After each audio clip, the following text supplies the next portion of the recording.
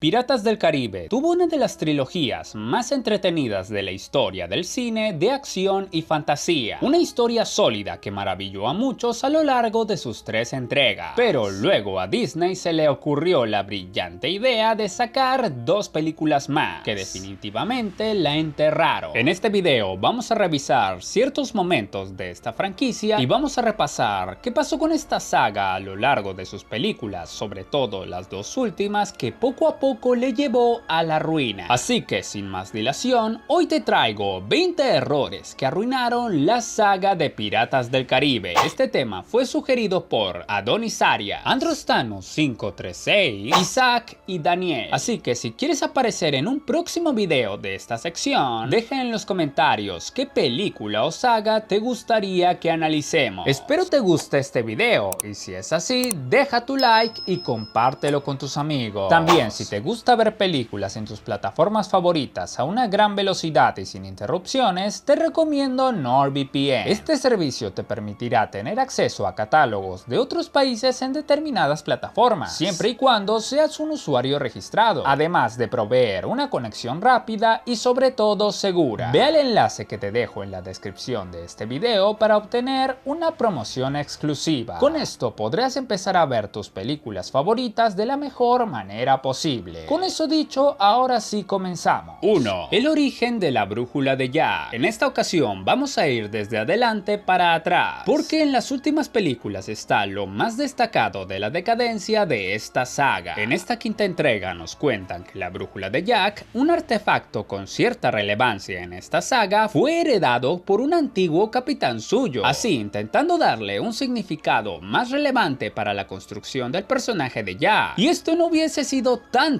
problema si en la segunda película no hubieran mencionado explícitamente que Jack obtuvo esa brújula de la tía Dalma, alias Calypso. Está bien que quieras exprimir hasta el último centavo de esta saga, pero por lo menos respeta el canon, que no es el UCM para que tengas que estar viendo 300 millones de películas y series, que son 5 cintas. Y bueno, creo que este fue un ejemplo claro de cómo esta saga ya se tiró directamente al abandono. 2. El despertar del ejército de Salazar. Y continuamos con las incoherencias de la quinta entrega. Resulta que ahora el ejército de Salazar se libera porque Jack, entre comillas, traiciona a su brújula al cambiarla por una botella de ron. ¿Cómo estaban los guionistas con la brújula de Jack, El problema es que esta regla no tiene sentido. En la cuarta película, Jack ya había dado su brújula a Gibbs sin mayor problema, y también ha pasado por las manos de una serie de personajes. Y en ninguno de esos momentos pasó algo. Que la trama dependa de ignorar el pasado de la franquicia solo para justificar la aparición de un nuevo villano no es solo un caso de pereza narrativa, sino que es una dejadez de funciones importante. 3. Cuando Salazar posee el cuerpo de Henry. Es ese clásico escenario donde el guionista tiene un bloqueo creativo importante y piensa, ¿cómo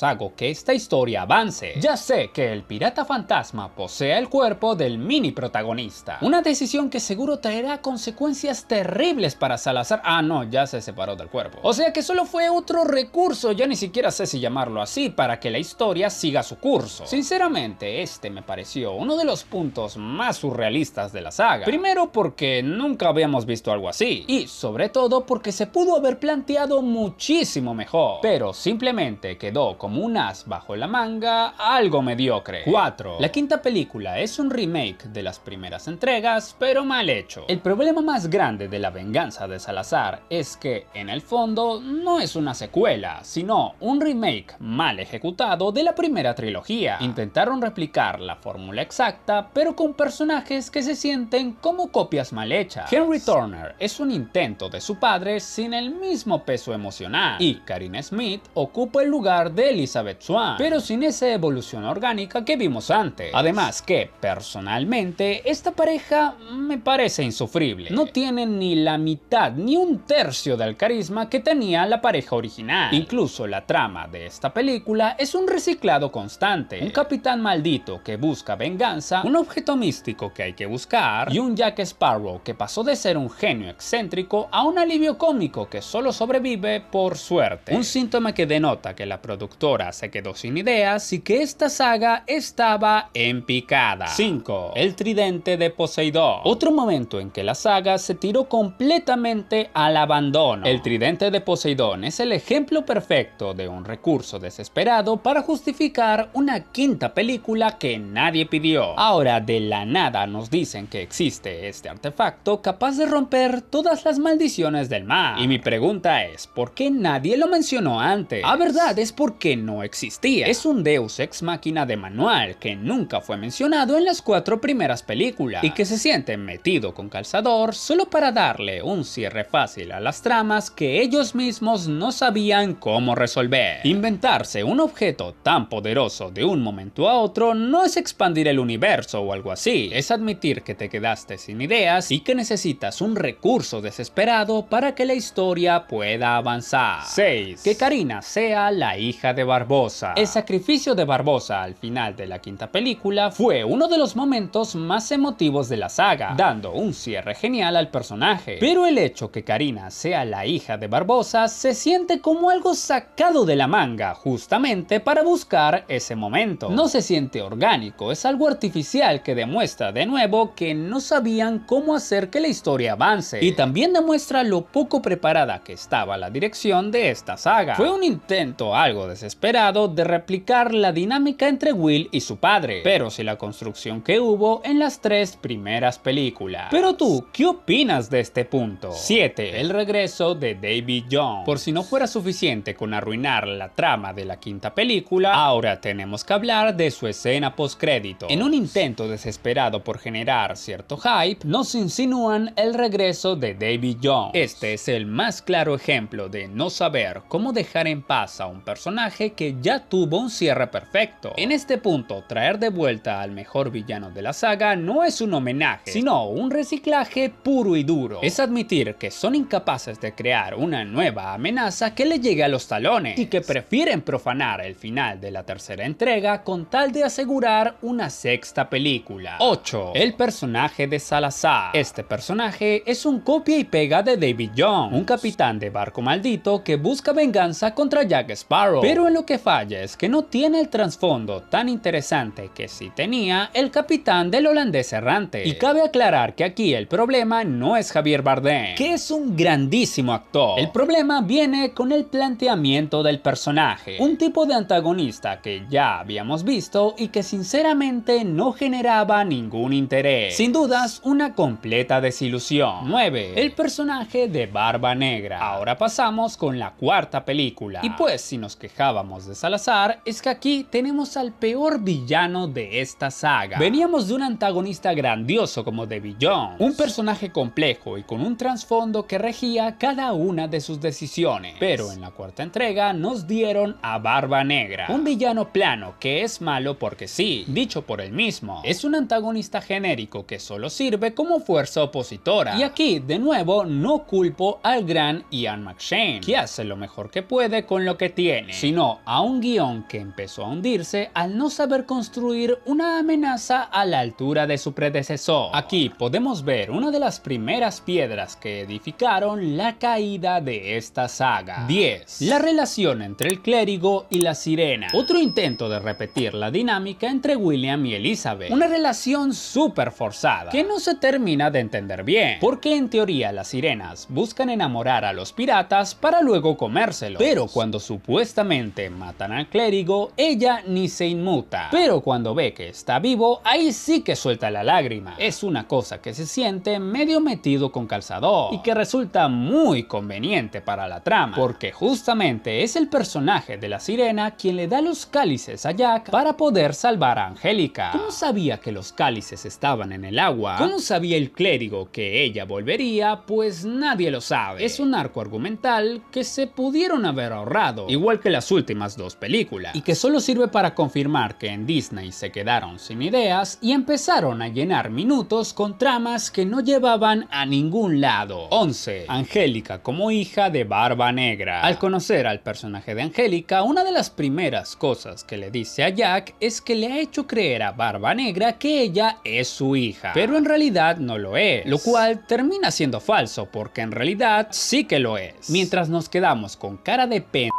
porque no entendemos por qué le mintió así, yo me pregunto si es que había algún motivo de peso para engañarle y que eso llevara a un giro más impactante al final de la cinta o algo así. Y pues resulta que no, porque no se vuelve a poner en duda que ella es la hija de Barba Negra en toda la entrega, demostrando otra vez que esta cuarta película o se hizo a la apurada o se hizo sin ganas. 12. El rol de Jack Sparrow en la cuarta y quinta película. El personaje de Jack pasó de ser uno interesante y con muchos matices a ser directamente una simple herramienta de marketing. En la trilogía original, Jack tenía un propósito y un desarrollo real. Era un hombre que, más allá de sus excentricidades, lidiaba con el miedo a la muerte, el deseo de libertad y una lealtad retorcida pero existente. Su personalidad era el motor que impulsaba la trama. Sin embargo, en la 4 y 5, Jack dejó de ser un personaje para convertirse en una pieza de conveniencia. Los guionistas lo mantenían en pantalla no porque su arco necesite continuar, sino porque es el único personaje capaz de sostener económicamente la franquicia. Se siente como si lo obligaran a estar ahí, mostrando de nuevo sus excentricidades, pero sin una evolución real, que sí tuvo en la trilogía original, así demostrando que Disney prefirió explotar su imagen hasta el cansancio antes que darle un digno final a su historia. 13. La muerte del Kraken. Ahora vamos con algunos detalles de la trilogía original que no me terminaron de cerrar, que no es que hayan arruinado la saga en su momento, pero visto lo visto, se sumaron a una serie de desaciertos que terminaron hundiendo la franquicia. Y si hablamos de desaciertos, tenemos que hablar del desenlace del Kraken. En la segunda película, esta bestia fue construida como la fuerza definitiva de la naturaleza, un verdugo imparable que nos dio algunas de las escenas más icónicas de la saga. Sin embargo, en la tercera entrega, esta gran bestia aparece como un cadáver varado en una playa. Nos dicen cómo murió, pero no lo vemos. Entiendo el simbolismo de poder de Beckett obligando a Davy Jones a matar a su propia mascota, pero es que cinematográficamente es un sinsentido. Eliminar fuera de cámara a una de las criaturas más imponentes de este universo sin una batalla final ni una despedida a la altura de su leyenda fue el primer síntoma de que esta saga empezaba a priorizar la conveniencia del guión por encima de la coherencia de lo que ellos mismos habían planteado. 14. La muerte de Jack en la segunda película. Este puede ser un punto algo polémico. La muerte de Jack fue uno de los momentos más emotivos de la segunda entrega. Incluso nos deja ese plano icónico del personaje enfrente del imponente Kraken. El problema viene cuando en la siguiente película Jack vuelve a la vida de manera relativamente fácil. No hubo una gran espera, ni fue un regreso sorpresa como el de Barbossa. Fue algo que se sintió medio metido con calzador para que la segunda entrega tenga un cierre espectacular y nos deje con ganas de una tercera parte. Pero el desenlace de la resurrección de Jack fue muy anticlimático y parece que solo sirvió para que la historia avance. Incluso se siente que la, entre comillas, traición de Elizabeth no termina teniendo un peso real en la trama. Personalmente considero que fue una buena idea, pero que terminó siendo mal ejecutada. 15. La batalla final de la 3 siento que se quedó corta. El clímax de la tercera película fue uno de los mejores momentos de la saga. Hubo secuencias geniales, una atmósfera increíble y un desenlace satisfactorio. Entonces, ¿por qué digo que se quedó corta? El problema viene cuando se supone que esta batalla iba a ser entre varios barcos, tal y como nos lo dieron a entender en escenas anteriores. Habían un montón de barcos para ambos bandos que no hicieron ni mierda.